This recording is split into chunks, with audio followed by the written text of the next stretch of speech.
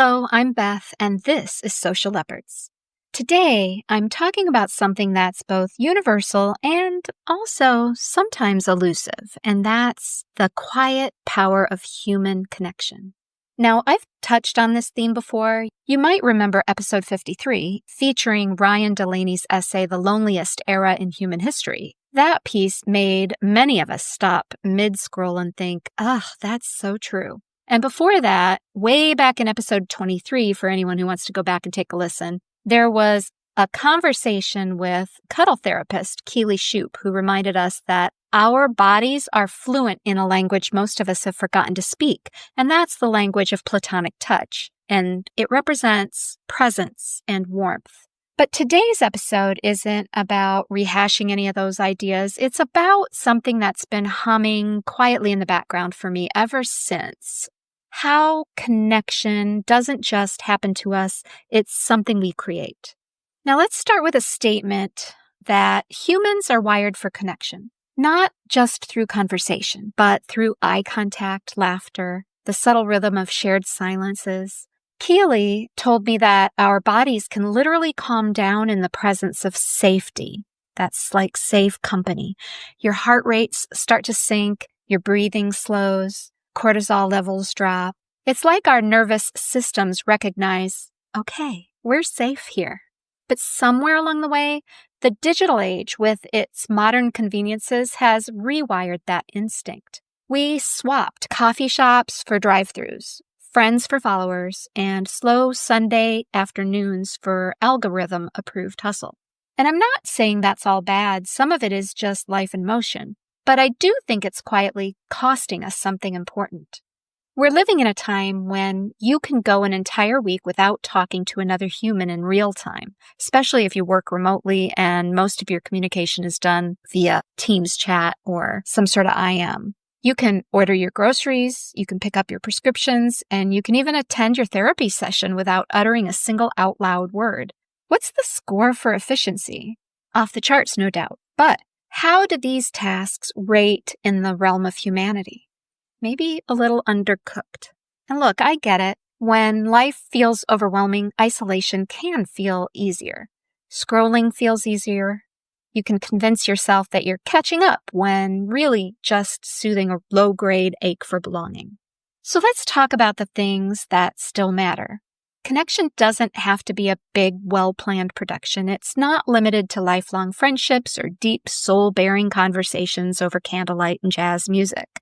It can be the barista who remembers your name, or the neighbor who returns your missing package, the stranger who holds the door open when your hands are full of takeout food. These micro moments of humanity still count. They still register in the nervous system. They still whisper, you're not floating through space alone. Just this week, my doorbell rang. A small miracle in itself because, well, usually it's only the UPS guy who hits it right before he snaps a photo and heads back to his truck. But this time, it was my neighbor holding a mid-sized puffy envelope. And that represented a package I had been missing. She'd been out of town, came home, and realized it had landed in her mailbox instead of mine. We chatted for about 10 minutes. It was about her recent travel, the mail mix-up, the ridiculousness of modern delivery logistics. Nothing profound, but as soon as I closed the door, I felt, I think the word is lighter. Grateful for sure, but also a little more tethered to my small corner of the world. That's the thing about presence. It doesn't demand performance. It just asks us to show up for the tiny intersection of our day. Another example is, not long ago, I found myself in the self-help aisle at a local bookstore, my natural habitat, as many of you might know. A woman nearby asked if I'd read a particular author, and 5 minutes later, we were deep in conversation about healing and grief and what it meant to start over. I haven't seen her since, and I probably never will see her again, but she's still part of my mental highlight reel of moments that matter.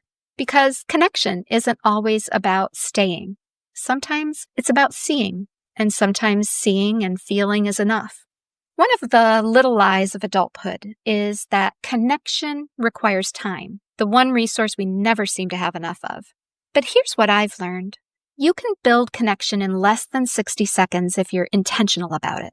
It could be a compliment. It could be a 2-line text that says, thinking of you, with no follow-up ask. A genuine, how are you, and the patience to wait for the real answer. Personally, I think phrases and questions like, what have you been up to lately, seem more genuine as a prompt, a variation that feels like I'm actually asking for more than just fine in return. That's it. Those are the bricks that rebuild belonging.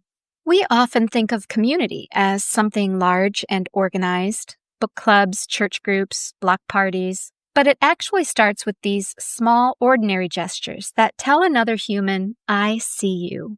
And that doesn't just benefit them. It rewires your brain, too. Loneliness, according to psychologists, activates the same stress pathways as hunger. So when you extend connection, you're not just being kind. You're literally feeding your own well-being. Okay, let's get personal for a second. I've started paying more attention to the way people around me express connection, especially through touch. When someone I care about is struggling, I try to be a little quicker to reach out, and I mean that literally. A gentle touch on the arm, a hug if it's welcomed, a longer pause before I rush to just fix things with words. I talk a lot about emotional connection, but the body keeps score here too. There's power in the warmth of another human. It's not romantic, it's restorative. I keep reflecting back to that episode with Keely today for some reason in my head. Another thing she talked about was how platonic touch is one of her most underappreciated forms of healing. And you know what? I totally believe her. Because when you start paying attention, you realize how starved the world is for that level of presence. Connection doesn't just happen. It's got to be a conscious effort, and it looks different for everyone. For some, it's joining a book club or a walking group. For others, it's volunteering or sitting beside a friend in quiet companionship, or simply listening without offering advice. It might be lingering in conversation a little longer than usual, resisting the urge to glance at your phone or a watch. It might be noticing that friendly barista's new haircut, or making eye contact with an actual cashier instead of the self-checkout scanner. Each one of these moments is a form of care, a small act of rebellion against the isolation that modern life normalizes. So here's your challenge this week. Create one small moment of connection. Don't wait for it. Don't just hope it happens. Choose it. Reach out to someone you've been meaning to check on. Send the text, make the call, ask the neighbor how they're doing, and actually listen to the answer. Because connection isn't passive, it's intentional. And every time you choose to show up, you're adding an extra moment of belonging and connection into your day. Before I wrap up, I want to leave you with a quote that's been on my mind lately. It's from writer and philosopher John O'Donohue, who said, "When we approach with reverence, great things decide to approach us." Connection to me begins with that, reverence. For people, for moments, for the small, ordinary chances to show up and be seen. So this week, let's approach our lives with that kind of reverence. Let's look up, say hello, offer the steady breath, because we don't have to be perfect to be present. We just have to be willing. Thank you for being here today. If this episode resonated, I would love to hear your thoughts. You can find my social media links in the show notes. Even more appreciated would be if you would choose to share this episode with someone else who might need a reminder that they're not alone. Until next time, keep choosing connection and take care.